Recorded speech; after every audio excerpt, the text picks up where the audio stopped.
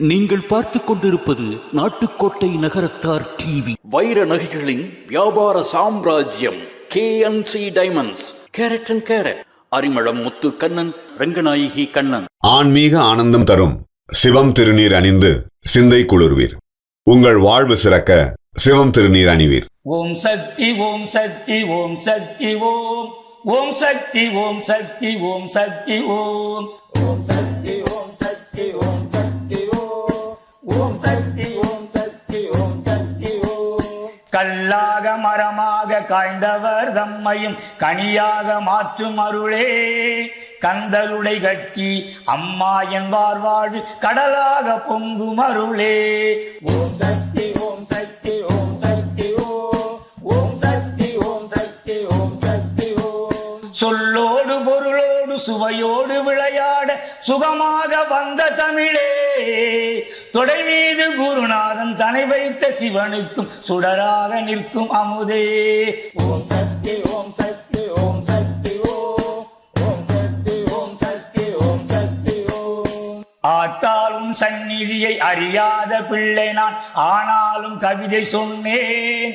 ஆடி வரும் கங்கையில் மூழ்காத காக்கை நான், ஆனாலும் வேறு பெற்றேன். ஓம் சக்தி ஓம் சக்தி ஓம் சக்தி ஓம் சக்தி ஓம் சக்தி ஓம் சக்தி ஓம். காத்தாளும் மங்கள கையோடு முகத்தையும் கற்பனையில் காணுகின்றேன். கட்டாயம் உன்னருளை பெற்றே நான் வாழ்கிறேன், காலத்தில் அங்கு வருவேன்.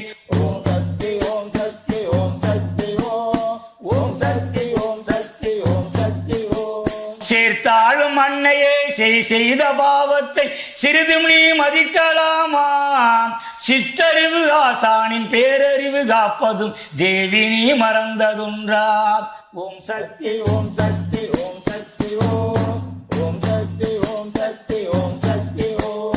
பூத்தாமரை என பொங்கு சினநாகத்தை புரிந்தவன் கலந்த மயிலே, புகழ் பெருகு காசி நகர் தகவுடைய தேவியே, பூவை விசாலாட்சி உமையே. ஓம் சக்தி ஓம் சக்தி ஓம் சக்தி ஓம் சக்தி ஓம் சக்தி ஓம் சக்தி ஓம். திருடனும் சிவசிவா அரகரா என்றுதான் திருநீரு பூசுகின்றான். சீட்டாடும் மனிதனோ தெய்வத்தின் பேர் சொல்லி சீட்டை புரட்டுகின்றான். ஓம் சக்தி ஓம் சக்தி ஓம் சக்தி ஓம் சக்தி ஓம் சக்தி ஓம் சக்தி ஓம். முரடனும் அறிவாளில் காரியம் பார்த்தவன் முதல்வனை வேண்டுகின்றான். முச்சந்தி மங்கையோ முக்காடு நீக்கையில் முருகனை கூவுகின்றாள். ஓம் சக்தி ஓம் சக்தி ஓம் சக்தி ஓம் சக்தி ஓம் சக்தி ஓம் சக்தி ஓம். வருடுவோர் கைக்கெல்லாம் வாழ்கின்ற தெய்வம் என வாழ்க்கையை காக்கவில்லையே, மலர் கொண்ட கூந்தலால் தென்றல் தாளாட்டிடும் மதுரை மீனாட்சி உமையே. ஓம் சக்தி ஓம் சக்தி ஓம் சக்தி ஓம் சக்தி ஓம் சக்தி ஓம் சக்தி ஓம். மானிடம் பெரிதென்று பூமியில் பிறந்த நான் மதிகட்டி சொன்னதுண்டு. மண்ணிலே புழு பூச்சி தன்னை விட ஈனமாய் வாழ்வதை பார்த்ததுண்டு. ஓம் சக்தி ஓம் சக்தி ஓம் சக்தி ஓம் சக்தி ஓம் சக்தி ஓம் சக்தி ஓம். ஊனுடல் மண் கேட்க உயிர்தனை நீ கேட்க ஊடாடி நிற்பதுண்டு. ஓங்கி வளர் மரங்களும் பாம்புடன் வாழ்வதை உளம் நொந்து பார்ப்பதுண்டு.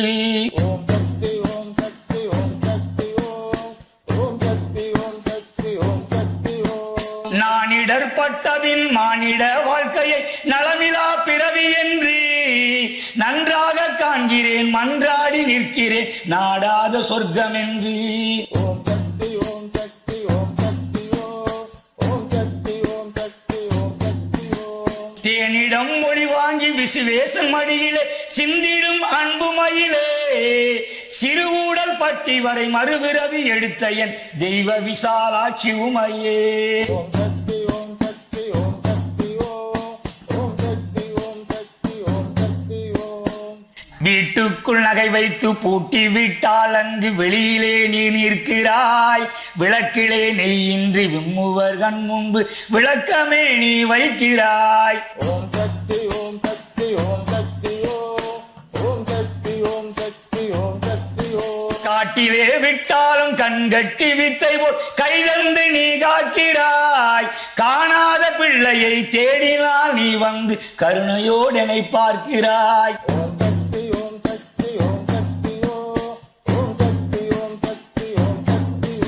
கூட்டிலே இட்டாலும் குயில் முட்டைதனை காத்து குஞ்சாக நீ ஆகிறாய். குழியிலே எறும்புக்கும் கோட்டிலே யானைக்கும் கொள்கையை. நாட்டுக்கோட்டை நகரத்தார் இணைய வழி தொலைக்காட்சி நேரில் அனைவருக்கும் உலகம்பட்டி முத்துராமனின் இனிய வணக்கங்கள். இப்பொழுது நான் கேரளாவில் இருந்து பேசுகின்றேன். ஆலப்புழா மாவட்டம் நீரேட்டுப்புறம் அப்படிங்கிற ஒரு ஊர். அந்த ஊரில் இருக்கக்கூடிய சக்கரத்துக்காவு பகவதி அம்மன். இது என்னன்னு சொன்னால், இன்னும் பெண்களுடைய சபரிமலை அப்படின்னு சொன்னால் எல்லாருக்கும் தெரியும். மிக சக்தி வாய்ந்த ஒரு திருத்தலம். அதாவது கார்த்திகை மாதம் வரக்கூடிய கார்த்திகை நட்சத்திரத்தன்னைக்கு இங்கே லட்சக்கணக்கான பேர் பொங்கல் வைப்பாங்க இந்த ஊரில். இந்த ரேடியஸில் கிட்டத்தட்ட 80 கிலோமீட்டர் சுற்றளவுக்கு இந்த பொங்கல் வைக்கிற வைபவம் நடக்க போகுது. மிக முக்கியமான ஒரு திருத்தலம். இது அமைந்திருக்கக்கூடிய இடம் பார்த்திங்கன்னா ஆலப்புழா மாவட்டத்துடைய முடிவிலையும் பத்தனந்திட்டா மாவட்டத்துடைய ஆரம்பத்திலையும் இருக்குது. ஆக கேரளா இருக்கக்கூடிய இந்த 2 மாவட்டங்களுக்கும் லோக்கல் ஹாலிடே. இந்த இடம் பார்த்தா ரொம்ப இயற்கை எழில் சூழ்ந்த இடம்னு சொல்லலாம். சபரிமலை போன எல்லாருக்கும் தெரியும் பம்பா நதின்னு சொல்லி. ஒரு புறத்தில் இந்த பம்பா நதி ஓடுது. அடுத்த புறத்தில் பார்த்தீங்கன்னா மணி மலா அப்படிங்கிற ஒரு ஆறு ஓடுது. சுற்றி முழுக்க இயற்கை வளத்துடன் கூடிய மிக சிறப்பான ஒரு ஆலயம், மிகப்பெரிய ஒரு டூரிஸ்ட் பிளேஸும் கூட. அனைவரும் பார்க்க வேண்டிய ஒரு இடம் இது. இங்கே எல்லாமே ஒரு ஆன்மீக திருவிழாவாக, ஒரு மிகப்பெரிய விழாவாக நடக்க இருக்கிறது. இந்த நிகழ்வுகள் அனைத்தையும் நமது நாட்டுக்கோட்டை நகரத்தார் இணைய தொலைக்காட்சி மக்களுக்காகவும் தமிழ் கூறும் மக்களுக்காகவும் இதை இங்கிருந்து படமாக்கி வழங்குகின்றோம். பார்த்து மகிழுங்கள். இந்த கோவிலை இப்பொழுது பிரதானமாக நடத்தி கொண்டிருக்கக்கூடிய ராதாகிருஷ்ணன் நம்பூதிரி அவர்கள் இப்பொழுது நம்முடன் இணைந்திருக்கின்றார்கள். என்ன மாதிரி வழிபாடு என்பதை பற்றி அவர்கள் நம்மிடம் மலையாளத்தில் விளக்கி கூறுவார்கள். இந்த கோவிலில் பணிபுரியக்கூடிய நமது கண்டனூரை சேர்ந்த சூனாப்பானா அருணாச்சலம் செட்டியார் அவர்கள் இங்கு பணிபுரிகிறார்கள். அவர்கள் நம்பூதிரி அவர்கள் சொல்லக்கூடியது தமிழில் நமக்கு டிரான்ஸ்லேட் பண்ணி சொல்லுவாங்க. வணக்கம். ഈ ക്ഷേത്രം ഇരിക്കുന്ന ഈ പ്രദേശമാകെ വർഷങ്ങൾക്ക് മുമ്പ്, ആയിരക്കണക്കിന് വർഷങ്ങൾക്ക് മുമ്പ് വളരെ വലിയൊരു വനപ്രദേശമായിരുന്നു. കാടുകൾ, പകൽ പോലും സൂര്യപ്രകാശം പോലും കിട്ടാത്ത അത്ര നിബിഡങ്ങളായ വനങ്ങളായിരുന്നു ഈ പ്രദേശം.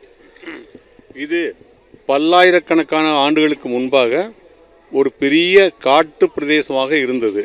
இந்த காட்டில் தான் இந்த சக்குளத்துக்காக பகவதி அம்மன் ஒரு லிங்கமாக കണ്ടെടുക്കപ്പെട്ടത്. ഈ വനത്തിൽ ഒരിക്കൽ വിറകും കായ്കനികളും ഒക്കെ ശേഖരിക്കുവാനായിട്ട് ഒരു വേട കുടുംബം വരികയുണ്ടായി. വേടനും അദ്ദേഹത്തിൻ്റെ ഭാര്യയും 2 മക്കളും. അവർ കായ്കനി ശേഖരിക്കാനായിട്ട് കാട്ടിലോട്ട് കയറുമ്പോൾ പെട്ടെന്നൊരു സർപ്പം ഈ വേടനെ കൊത്തുവാനായിട്ട് ചീറി അടുക്കുകയും ഇത് കണ്ട വേടൻ തൻ്റെ കയ്യിലിരുന്ന കോടാലി കൊണ്ട് ആ സർപ്പത്തെ ആഞ്ഞു വെട്ടുകയായിരുന്നു. അപ്പോൾ പെട്ടെന്ന് ഈ സർപ്പം അങ്ങ് മറഞ്ഞു. அந்த வேட குடும்பம் இந்த காட்டில் வந்தபோது, காய்கறிகளை சேகரிக்க வந்தபோது ஒரு பெரிய பாம்பு அவர்கள் முன்பு தோன்றியதாகவும், அந்த பாம்பை வெட்டுவதற்காக கோடாலியை எடுத்து வெட்டிய போது அந்த பாம்பு மறைந்ததாகவும் சரித்திரம் சொல்லப்படுகிறது.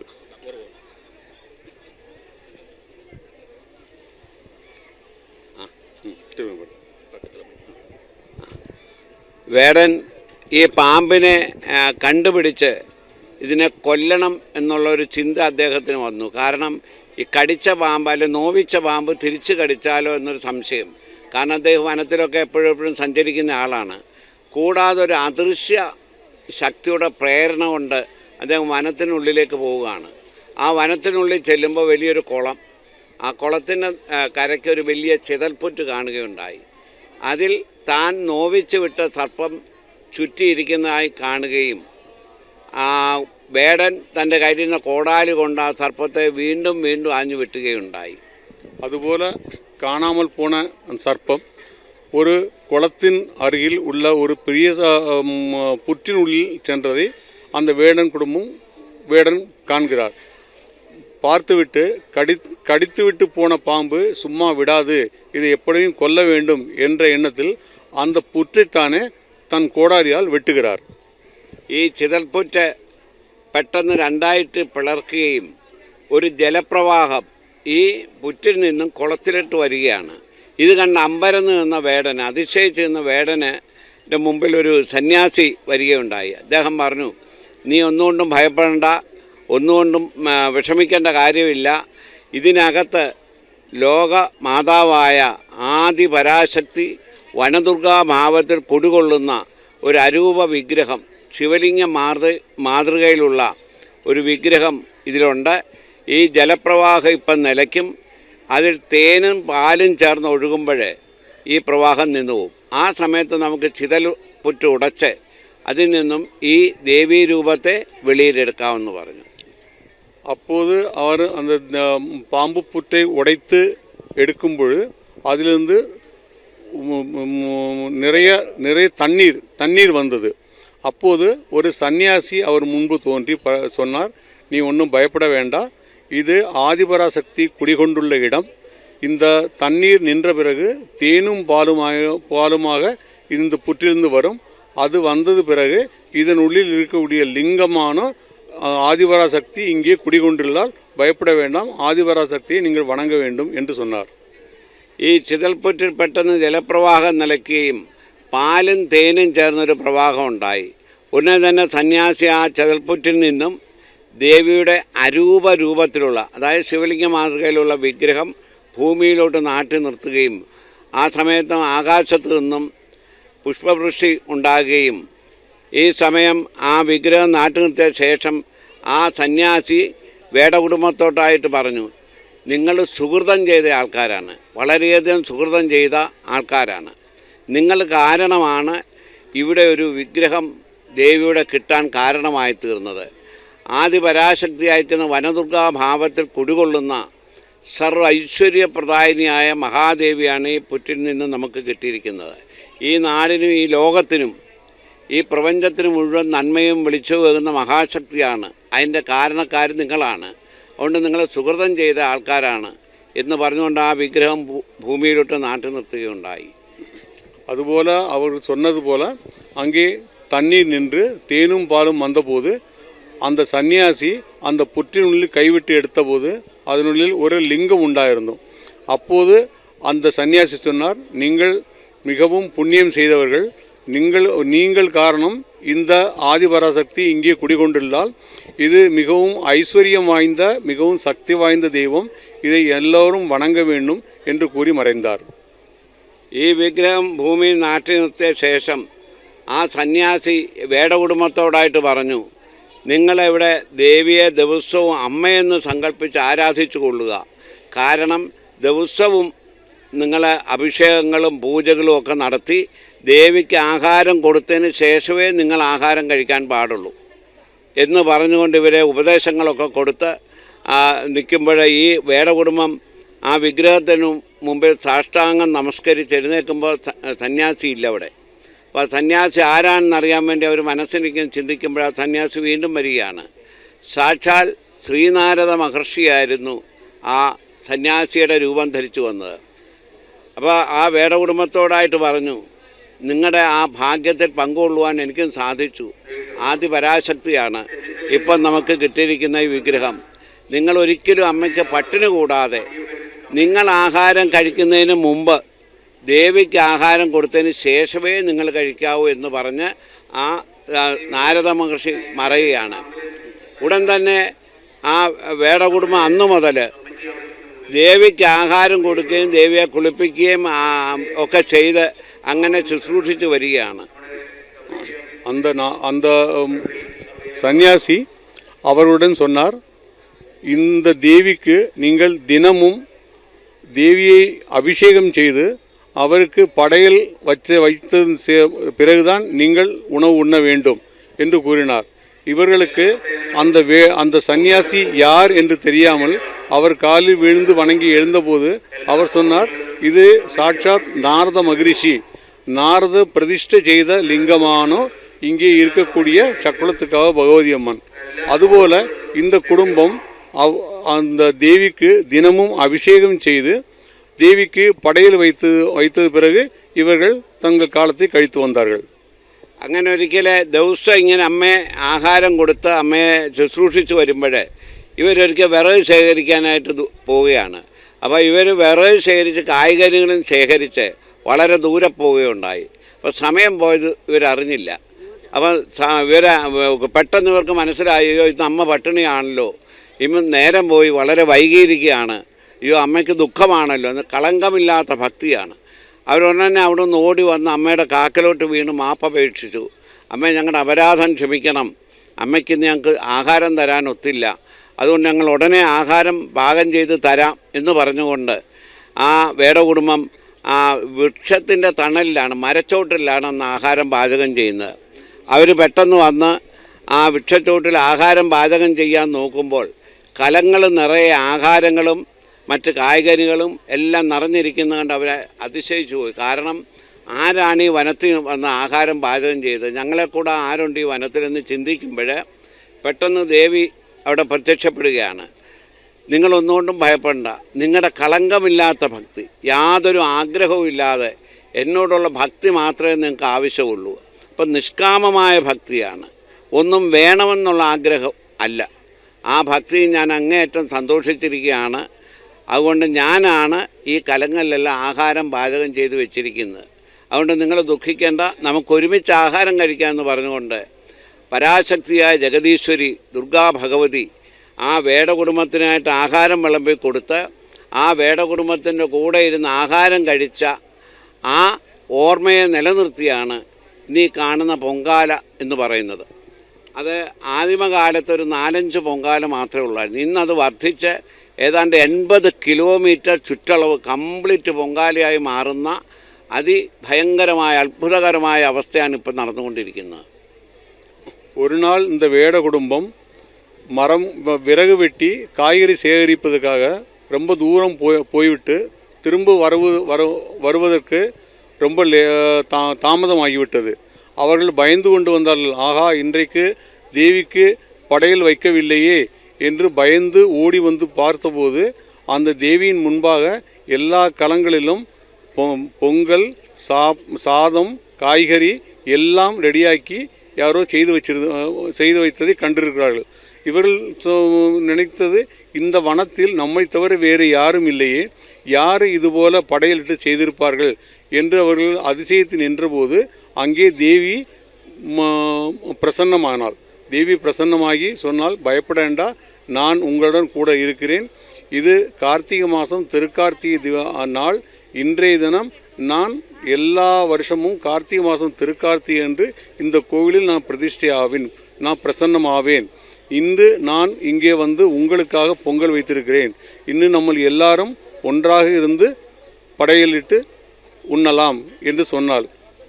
முதலில் தொடக்கத்தில் ஒரு மிகவும் குறைந்த பொங்கல் மாத்திரமே இருந்தது.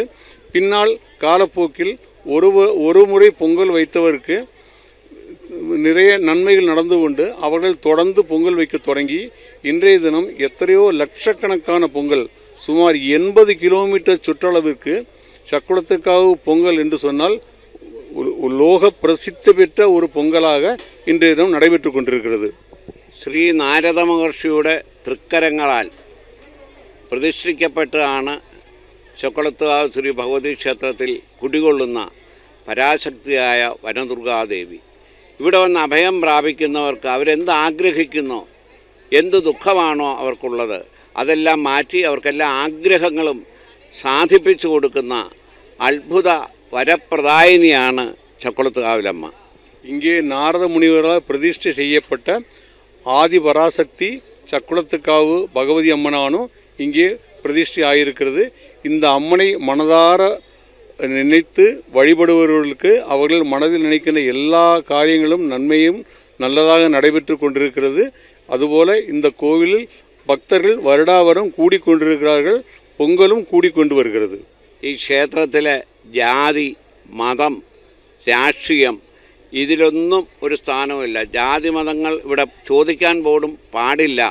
അങ്ങനെ ചോദിക്കുകയോ ആരെയും നിന്ദിക്കുകയോ ചെയ്താൽ അവർക്ക് അതിഭയങ്കരമായ ശിക്ഷ ദേവി കൊടുക്കുമെന്നുള്ള സങ്കല്പം അന്നും ഇന്നും ഉണ്ടാകുന്നുണ്ട്. അതുകൊണ്ട് എല്ലാ മതങ്ങളിൽപ്പെട്ടവരും എല്ലാ ജാതിയിൽപ്പെട്ടവരും എല്ലാ രാഷ്ട്രീയക്കാരും ഈ ക്ഷേത്രത്തിൽ വരികയും കുമ്പിടുകയും വഴിപാടുകൾ നടത്തുകയും അവരുടെ എല്ലാ കാര്യങ്ങളും വിജയിപ്പിച്ച് അവരുടെ ആഗ്രഹങ്ങൾ സാധിച്ച് അവരെ സന്തോഷമായി പോകുന്ന കാഴ്ചയാണ് നമുക്ക് കാണുവാൻ സാധിക്കുന്നത്. இந்த கோவிலில் ஜாதி மத இன பேதமின்றி எல்லோரும் வந்து இந்த கோவிலில் தேவியை வழிபடலாம்.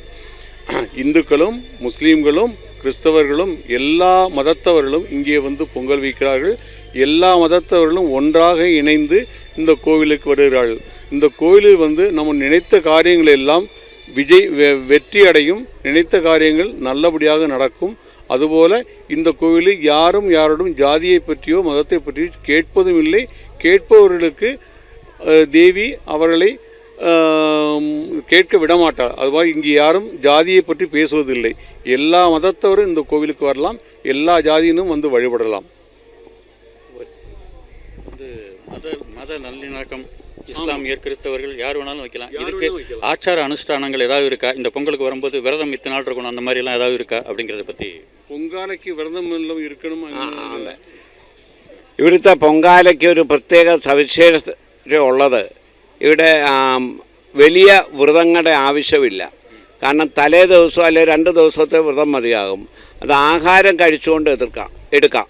കാരണം ഈ പട്ടിണി ഇരുന്ന് ദേവിക്ക് പൊങ്കൽ വെക്കാൻ പാടില്ലെന്നൂടെ സിസ്റ്റമുണ്ട്, ചിട്ടയുണ്ട്. കാരണം ഒരിക്കലൊരു സ്ത്രീ അതുപോലൊക്കെ പട്ടിണി ഇരുന്ന് ബോധം കെട്ട് വീഴുകയും അവർക്ക് അല്പം ആഹാരം കൊടുത്തപ്പോൾ മറ്റുള്ളവർ എതിർക്കുകയും ചെയ്ത് അങ്ങനെ കൊടുക്കാൻ പാടില്ല. എന്നാൽ ദേവിയുടെ അരുളപ്പാടുണ്ടായി, എൻ്റെ പൊങ്കാല ഇടുന്നവരൊക്കെ ആഹാരം കഴിച്ച ചിട്ടോട്ട് എന്ന് ദേവി അരുളി ചെയ്യുകയും അങ്ങനെ വലിയ ഒരു ചിട്ടയുടെ ആവശ്യമില്ല.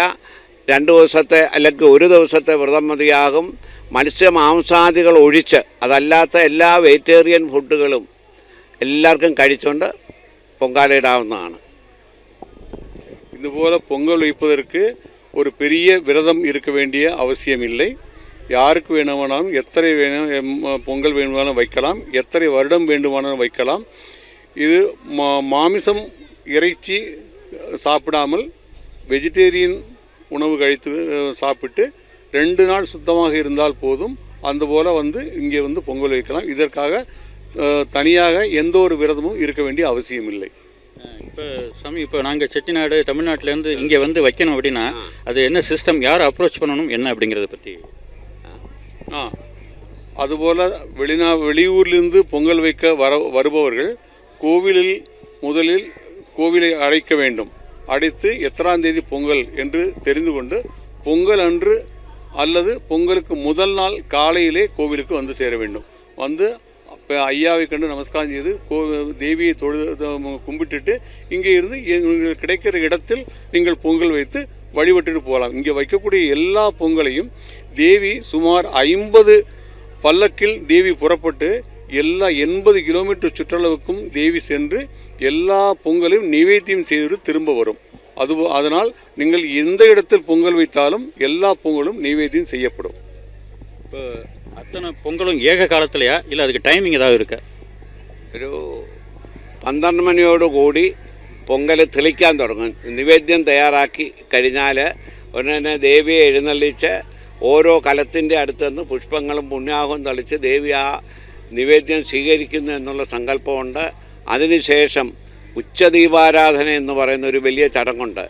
ഏതാണ്ട് 12-15 കൂട്ടം സാധനങ്ങളിൽ ആ അഭിഷേക വസ്തുക്കളിൽ ആ ദേവിയെ അഭിഷേകമാടി ഓരോ അഭിഷേകത്തിനും ദീപാരാധന കഴിച്ച് ദേവിയെ ദീപപ്രഭാ വലയത്തിലാക്കി സ്വർണ്ണ ആഭരണങ്ങളും കിരീടങ്ങളും ധരിച്ച് സെറ്റും മുണ്ടും കൊടുത്ത് മഞ്ഞൾ അണിഞ്ഞുകൊണ്ട് ദീപം എന്തിപ്പോകുന്ന ഒരു രീതിയിലാണ്, കാർത്യായനി ഭാവത്തിലാണ് അമ്മയെ ആ സമയത്ത് പൂജിക്കുന്നത്.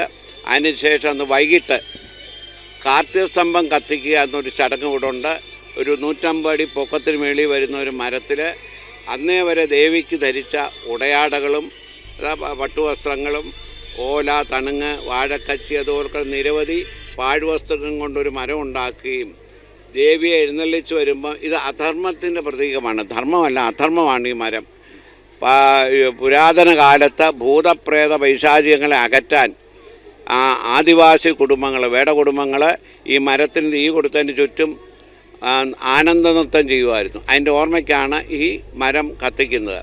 ദേവിയുടെ ദർശനം കൊണ്ട് ആ മരം കത്തുന്നു എന്നുള്ള സങ്കല്പത്തിൽ ഈ മരത്തിന് താഴെ തീ കൊടുക്കുകയും ഈ മരം കത്തി ഉയർന്നുകൊണ്ട് അത്ഭുതകരമായിട്ട് കരിഞ്ഞ് ഏതാണ്ട് 2 മണിക്കൂറുകൾക്ക് മേളിൽ ഈ മരം കത്തി കരിഞ്ഞ് ചാരമായി തീരുകയും അങ്ങനെ തിന്മയുടെ മേലിൽ നന്മ വിജയിക്കുന്നു എന്നുള്ളൊരു സങ്കല്പം, അധർമ്മത്തെ നിഗ്രഹിച്ചുകൊണ്ട് ധർമ്മം വിജയിക്കുന്നതായൊരു സങ്കല്പമാണ് ഈ കാർത്തികസ്തംഭത്തിലൂടെ കാണുന്നത്. ആ നന്മയുടെ ലക്ഷദീപങ്ങൾ തെളിയുകയും തിന്മയുടെ മരം കത്തി ചാരമായി തീരുകയും ചെയ്യുന്ന വലിയൊരു സംഭവമാണ് ഈ കാർത്തികസ്തംഭം കത്തിക്കുക എന്ന് പറയുന്നത്. അതിന് ശേഷം ദീപാരാധന, അതോടുകൂടി പൊങ്കാലയുടെ ചടങ്ങുകൾ സമാപിക്കുന്നതാണ്. பொங்கல் வைக்கிற அன்று காலையில் முதலில் கோவில் பண்டார அடுப்பு என்ற ஒரு அடுப்பில் ஐயா முதல் பொங்கல் வைப்பார்கள். பொங்கல் வைத்ததும் இவிடந்து தகவல் அறிவிக்கப்படும். தகவல் எல்லா இடங்களிலும் தகவல் தெரிந்து எல்லாரும் ஒரே சமயத்தில் பொங்கல் வைக்க வேண்டும். ஐயா முதல் பொங்கல் வைத்தது சமயம் தெரிந்து கொண்டு மற்றவர்கள் அந்தந்த இடத்தில் பொங்கல் வைக்க வேண்டும்.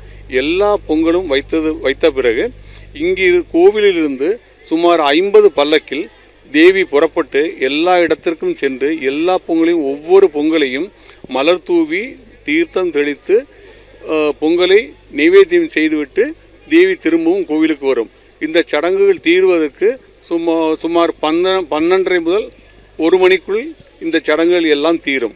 1 மணி ஆகும்போது தேவிக்கு திவ்ய அபிஷேகம் 15 விதமான பொருட்களை கொண்டு தேவிக்கு உச்ச தீபாராதனையும் திவ்ய அபிஷேகமும் உச்ச தீபாராதனையும் நடைபெறும். இது நடைபெற்றது பிறகு அன்று மாலை தேவிக்கு தங்க திருவாபரணம் சார்த்தி தீபாராதனை உண்டாகும். அதற்கு முன்பாக இங்கே கார்த்திகை ஸ்தம்பம் என்று ஒரு கம்பம் உயர்த்தப்பட்டுள்ளது. அது எங்களுக்கு கேமராவில் அன்னை கவர் பண்ணி காட்டுவாங்க. அந்த கார்த்திகை ஸ்தம்பம் என்பது அதர்மம் ஒழிந்து தர்மம் நிலைநாட்ட வேண்டும், நன்மை நடக்க வேண்டும், எல்லாருக்கும் நன்மை நடக்க வேண்டும் என்ற காரணத்தினால எல்லா வருடங்களும் இந்த கார்த்திகை ஸ்தம்பம் சுமார் 150 அடி உயரமுள்ள கார்த்திகை ஸ்தம்பம் உயர்த்தப்பட்டு அந்த ஸ்தம்பத்தில் உடையாடைகள் கட்டி அது கொளுத்தப்படும். அது கொளுத்தி எரிஞ்சு சுமார் 2 மணி நேரம் அந்த கார்த்திகை ஸ்தம்பம் எரிந்து சாம்பலாகும் போது அதர்மம் அழிந்து தர்மம் உலகத்தில் நிலைநாட்டப்படும் என்று அறிவதற்காக அந்த கார்த்திகை ஸ்தம்பம் உயர்த்தப்படுகிறது. அன்று மாலை தீபாராதனை நடைபெறும்போது அன்றைய சடங்குகள் எல்லாம் முழுவதுமாக நிறைவேறும். இப்போ பிரம்மஸ்ரீ ராதாகிருஷ்ணன் நம்பூதிரி சாமி இதோட தலைமை பீடாதிபதினு சொல்லுவோம்ல, இதோட தலைமை இருந்து அவங்க தான் நடத்திட்டு இருக்காங்க. மிகப்பெரிய அருள் வாக்கு அவங்க சொல்கிறாங்க. அவங்கள சந்திக்கிறதே ஒரு புண்ணியம், அவங்கள்ட்ட ஆசீர்வாதம் வாங்குறது ஒரு புண்ணியம் அப்படிங்கிற மாதிரியாக தான் இருக்குது. அவங்கள நம்ம சந்திக்கிறது, தமிழகத்துலேருந்து வர்றோம் அல்லது செட்டிநாட்டிலேருந்து வரக்கூடிய மக்கள் சந்திக்கிறதுனா என்ன மாதிரி அப்படிங்கிறது?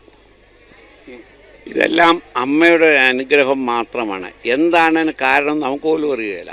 മഹാശാസ്ത്രമാണ് ജ്യോതിഷം എന്ന് പറയുന്നത്. അതിനെ വിവരിക്കാനും വർണ്ണിക്കാനും ഒന്നും സാധിക്കുകയില്ല. അത്ര ശാസ്ത്രമാണ് ഇത്. ദേവിയുടെ നാമത്തിൽ എല്ലാ ദിവസവും വെള്ളിയാഴ്ച ഒഴിച്ച് വെറ്റില ജ്യോതിഷം എന്ന് പറയുന്ന ചടങ്ങോടുണ്ട്. അതിൻ്റെ ഭൂതം ഭാവി വർത്തമാനം, അവിടെ ദുരിതങ്ങൾ, വീട്ടിലെ ദുഃഖങ്ങൾ, മദ്യപാനം നിർത്തുന്ന ചടങ്ങുകൾ, അങ്ങനെ എല്ലാ രീതിയിലും അവരുടെ എല്ലാ സങ്കടങ്ങളും നമ്മൾ ഈ രാശിയിലൂടെ പറയുകയും അതിന് ശേഷം അവർക്ക് കർമ്മമുഖേന അവരുടെ ആ ദോഷങ്ങളെയൊക്കെ മാറ്റി അവർ നല്ല ഗതിയിലെത്തുന്ന ഒരു വലിയ സംഭവമുണ്ട്. കൂടാതെ മദ്യപാനം, ലഹരി വസ്തുക്കൾ, ചൂതുകളി, കുടുംബത്തിൽ കലഹം, ഇങ്ങനെയൊക്കെ ഉണ്ടാകുമ്പോൾ അവർക്ക് നമ്മൾ പറഞ്ഞു കൊടുത്ത് അവരെ ആ ദുർബുദ്ധിയിൽ നിന്ന് മാറ്റി, ലഹരി വസ്തുക്കളിൽ നിന്നെല്ലാം മാറ്റി അവരെ നല്ല ചിന്തയിലോട്ട് കൊണ്ടുവന്ന് അവർ കുടുംബത്തിനും നാടിനും നല്ലവരായി മാറുന്ന ഒരു വലിയ സംഭവം ആ വെറ്റില ജ്യോതിഷത്തിലൂടെ തന്നെയാണ് കൊണ്ടുപോകുന്നത്.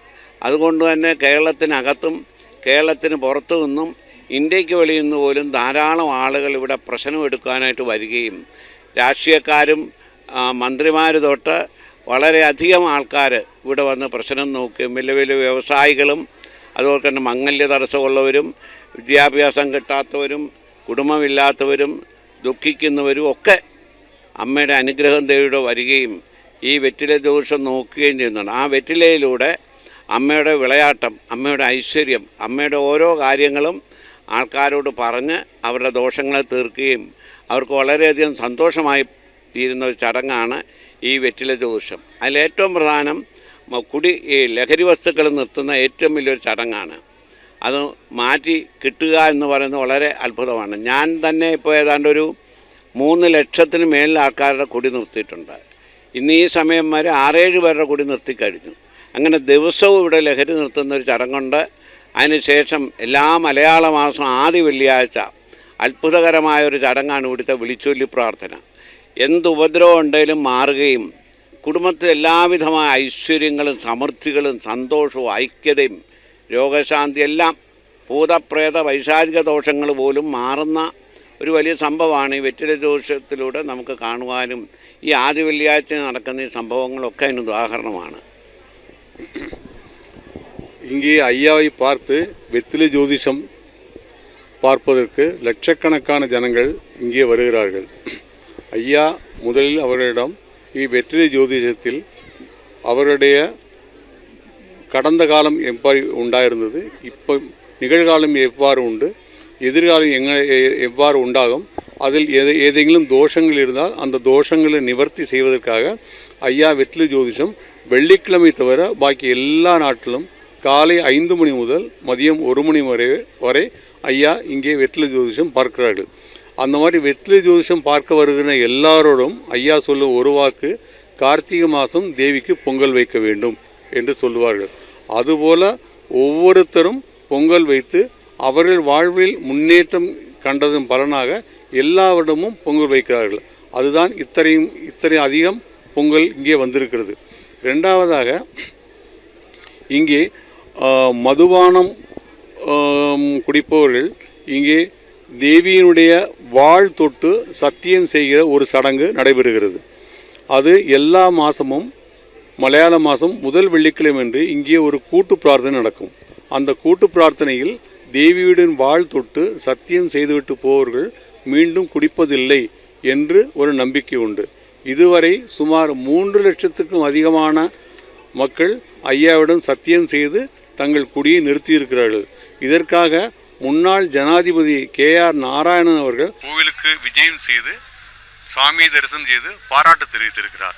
இதுபோல ஜனங்களின் குடி நிறுத்தும் ஒரு பழக்கத்தை ஐயா ஏற்படுத்தி கொடுத்திருக்கிறார்கள் என்று இங்கே வெற்றிலை ஜோதிஷம் பார்ப்பவர்களும் தேவிக்கு பொங்கல் வைத்து வழிபடுவர்களும் வாழ்க்கையில் எல்லா உயர்வும் பெற்று நலமடைகிறார்கள். இப்போ பொதுவாக என்னென்னா, இப்போ மது நாட்டுக்கு வீட்டுக்கு கேடு, இந்த லாகரி வஸ்துக்கள் யூஸ் பண்ணுறதுல எவ்வளவு தீமைகள் இருக்குது அப்படிங்கிறத அறிவியல் பூர்வமாக நிறைய குடி மறுப்பு அந்த மாதிரி இது இருக்குது. நிறைய என்ன சொல்கிறது, அந்த மாதிரி ஒரு மறுமலர்ச்சியை தரக்கூடிய இடங்கள் இருக்குது. அங்கே போய் சேர்த்து லட்சக்கணக்கில் செலவு பண்ணி அவங்க ஒரு வாரம் குடிக்காமல் இருக்காங்க, திருப்பி ஸ்டார்ட் பண்ணிடுறாங்க. அந்த மாதிரி தான் நம்ம நிறைய கேள்விப்படுறோம்.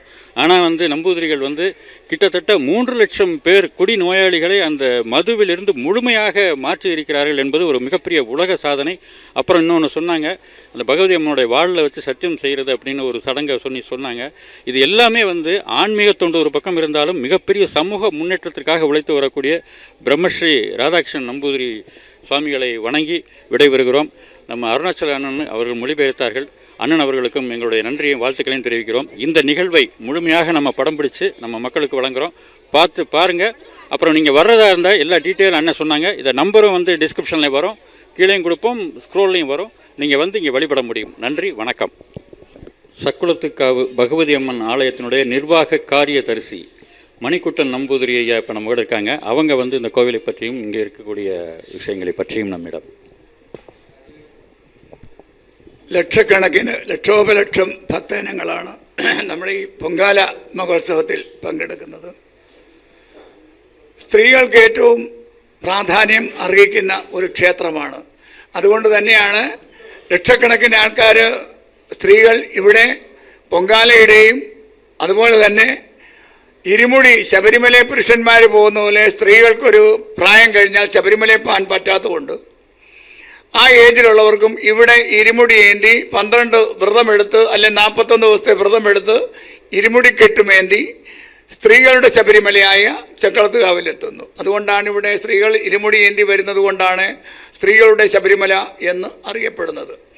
ഏതാണ്ട് കേരളത്തിനകത്തും തമിഴ്നാട്, കർണാടകം, ആന്ധ്ര, അതുപോലെ തന്നെ മറ്റ് നോർത്ത് ഇന്ത്യൻ, അതുപോലെ തന്നെ ഇന്ത്യക്ക് വെളിയിൽ നിന്ന് പോലും ഒരുപാട് ഭക്തജനങ്ങൾ അമ്മയ്ക്ക് പൊങ്കാലയിട്ട് അനുഗ്രഹം വാങ്ങുവാൻ ഇവിടെ എത്തുന്നു. നാളെ നടക്കുന്ന പൊങ്കാല മഹോത്സവം എല്ലാ വർഷവും തൃക്കാർത്തിക നാളിലാണ് ഇവിടുത്തെ അമ്മയുടെ പ്രാധാന്യം അർഹിക്കുന്ന പൊങ്കാല മഹോത്സവം നടക്കാറുള്ളത്. വളരെ ഏതാണ്ട് 70-78 കിലോമീറ്റർ 80 കിലോമീറ്ററിനടുത്തോളം ഈ പൊങ്കാല മഹോത്സവം നീണ്ടു നിൽക്കുന്നു.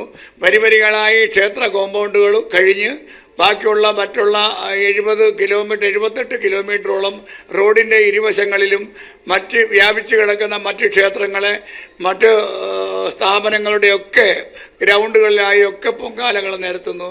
അതുപോലെ തന്നെ ഒരുപാട് സാംസ്കാരിക സംഘടനകൾ ഈ ഗവൺമെൻറ് ഡിപ്പാർട്ട്മെൻറ്റിൻ്റെ വിവിധ ഡിപ്പാർട്ട്മെൻറ്റുകളുടെ സഹായങ്ങളെ ഒക്കെ നമുക്ക് ഈ ക്ഷേത്രത്തിന് പൊങ്കാലയോടനുബന്ധിച്ച് അവർ നടത്തി വരുന്നു. അതുപോലെ തന്നെ ഇവിടെ ജാതിയോ മതമോ വർണ്ണമോ ഒന്നുമില്ലാതെയാണ് ഈ അമ്പലത്തിലെ ഭക്തജനങ്ങൾ എത്തിക്കൊണ്ടിരിക്കുന്നത്. ഒരു മതങ്ങൾക്കും ഇവിടെ ഇതില്ല, അതിരുകളില്ല. എല്ലാ മതങ്ങളെയും നമ്മൾ ഈ ക്ഷേത്രത്തിലേക്ക് എല്ലാത്തിനും നമുക്ക് വരുന്നുണ്ട്, അവർ സഹകരിക്കുന്നുണ്ട്. അപ്പോൾ ജാതി മത വർണ്ണ വർഗ രാഷ്ട്രീയ ഭേദമില്ലാതെ ചക്രത്തുകാവിൽ അമ്മയെ ദർശനം നടത്തുവാനും അവരുടെ ആവശ്യങ്ങൾ അമ്മയോട് ഏറ്റുപറയുവാനും അമ്മയുടെ അനുഗ്രഹം വാങ്ങാൻ നിത്യേന വളരെയധികം ഭക്തജനങ്ങളാണ് ഈ ക്ഷേത്രത്തിലേക്ക് എത്തിക്കൊണ്ടിരിക്കുന്നത്. എല്ലാവർക്കും ഈ വർഷത്തെ ചക്രത്തുകാവിൽ അമ്മയുടെ പൊങ്കാലയ്ക്ക് ആശംസകൾ നേർന്നുകൊള്ളുന്നു. അവർക്ക് അമ്മ അനുഗ്രഹിക്കട്ടെ എന്ന് പ്രാർത്ഥിക്കുന്നു.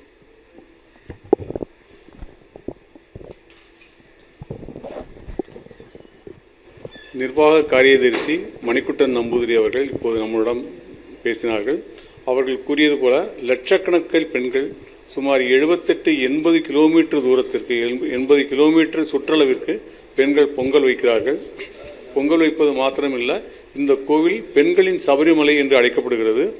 மார்கழி மாதம் 12 நாள் விரதம் இருந்து பெண்கள் சபரிமலைக்கு செல்வது போல இங்கே இருமுடி கட்டு ஏந்தி கொண்டு வந்து அம்மாவுக்கு சமர்ப்பிக்கிறார்கள். எனவே இந்த கோயில் பெண்களின் சபரிமலை என்று அழைக்கப்படுகிறது. இந்த கோவிலில் கேரளா மட்டுமல்லாது தமிழ்நாடு, ஆந்திரா, கர்நாடகா, வட இந்தியா, இந்தியாவுக்கு வெளியில் உள்ளவரும் லட்சக்கணக்கான பக்தர்கள் இந்த கோவிலுக்கு வந்து அம்மாவை வழிபடுகிறார்கள். அதோடு கூடாமல் எல்லாரும் அம்மாவுக்கு பொங்கல் வைத்து வழிபட்டு நன்மை அடைகிறார்கள். இதுபோல் எல்லா வருடமும் கார்த்திகை மாதம் திருக்கார்த்திகை என்று நடைபெறும் இந்த பொங்கலில் எல்லாரும் கலந்து கொண்டு நன்மை அடைய வேண்டும் என்று ஐயா ஆசீர்வாதம் செய்கிறார்கள். நன்றி. இப்போ இந்த சக்களத்துக்காவு சேரிட்டபிள் ட்ரஸ்டோட வைஸ் சேர்மன் ரமேஷ் லெமன் நம்பூதிரி இப்போ நம்மளோட இருக்காங்க. அவங்க வந்து இந்த நிகழ்வுகளை பற்றி நம்மள்கிட்ட सर्वमंगल मंगल्ये शिवे सर्वार्थ साधिके शरण्ये त्र्यंबके देवी नारायणी नमोस्तुते. Chakratagav Pongala festival is soon going to be initiated tomorrow by about 9:30. Lakhs and lakhs of women folk have gathered around the spiritual premises, and along both sides of the streets in that whole village, women are waiting to offer the Pongala festival. See, the Pongala concept is not really not a mere ritual. It has a lot of Vedic concepts behind it. We all know the women are offering the Pongala in an earthen pot. This earthen pot is symbolic of the human body, and we place all the rice and all the things inside this pot, and they boil, they cook this pot. See, there is a presence of the Pancha Bhutas during the Pongala festival. First, the pot is placed upon the earth comes, and it is below the sky has come. If you want to cook the Pongala food, you want fire, and if the fire is to be heightened, you want air. And so all the presence of the Pancha Bhutas are there while doing this ritual. And we have to remember, it is not a mere casual ritual. It is a total submission upon the lotus feet of the goddess Chakulatamma. It is said goddess Chakulatamma is a Vilipuratamma, meaning the goddess who answers every calls that you give to her. Whatever you request her, she answers positively and blesses you. Remember, Lord Krishna tells Arjuna, "Hey Arjun, mayeva mana athalswa mayi buddhim nivesaya nivasishyasya mayeva ata urtham na samshaya." Oh Arjuna, you give me two things, your mind as well as your intelligence.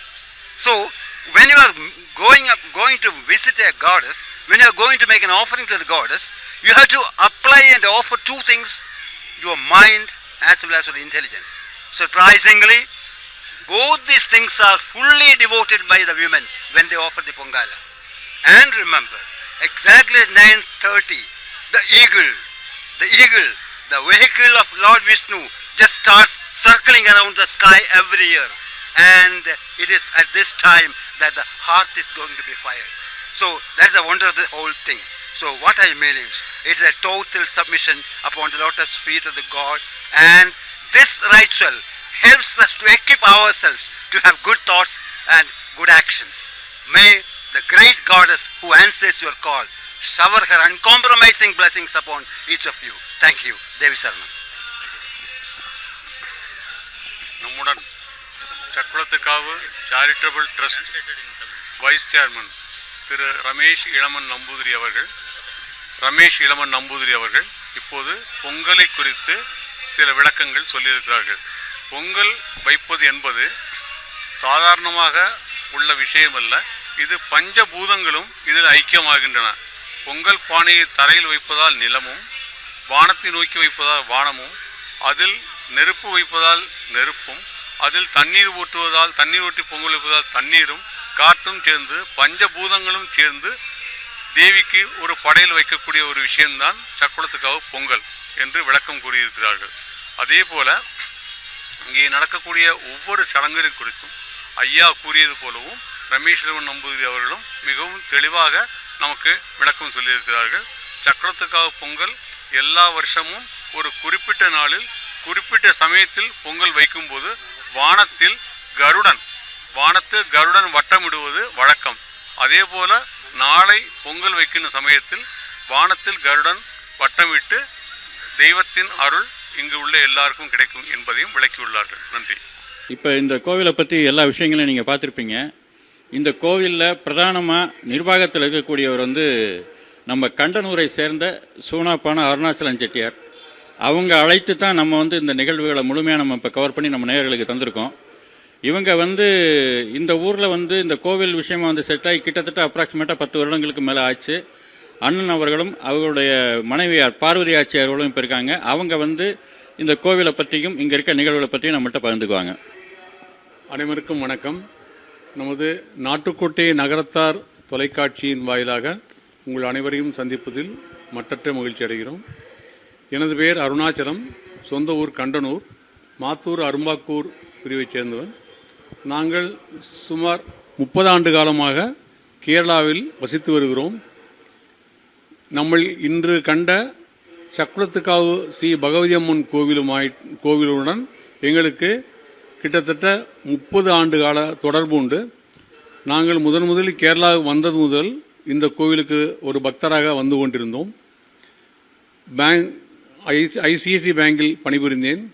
இப்போது கடந்த ஒரு 15 ஆண்டு காலமாக இந்த கோவிலில் நாங்கள் குடும்பத்துடன் இங்கே இருந்து கோவிலில் சேவனம் செய்து கொண்டிருக்கிறோம்.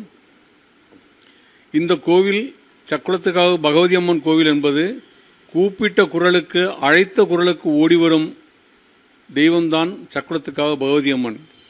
இந்த கோவிலின் பொங்காலா என்று சொல்லக்கூடிய வைபவம் கார்த்திகை மாதம் திருக்கார்த்திகை அன்று எல்லா வருஷமும் மிகவும் சிறப்பாக நடைபெறும். பொங்கல் குறித்த விவரங்கள் நம் இன்று நகரத்தார் தொலைக்காட்சி வாயிலாக எல்லாம் கண்டோம். இந்த கோவில் மிகவும் சிறப்பு வாய்ந்த கோவில். நம் நகரத்தார்கள் பெருமக்கள் அனைவரும் இந்த கோவிலுக்கு வந்து வழிபட்டு உங்களின் வாழ்வில் வெற்றி பெற வேண்டும் என்று அனைவரையும் அன்புடன் அழைக்கிறோம். பேர் பார்வதி, பிறந்த ஊர் காரைக்குடி. நாங்கள் இங்கே 30 வருஷம் ஆச்சு. ஆனால் எங்கள் வீட்டில் அவங்க 15 வருஷமாக கோயிலில் இருக்காங்க. ஆனால் நான் பொங்கல் 20 வருஷமாக வைக்கிறேன். இவங்க 20 வருஷமாக வைக்கிறேன். நான் அம்மன் நினச்ச காரியத்தை கண்டிப்பாயிட்டு எனக்கு எல்லாம் செய்து கொடுத்துட்டுண்டு அம்மே. எனக்கு ரொம்ப நம்பிக்கை உண்டு.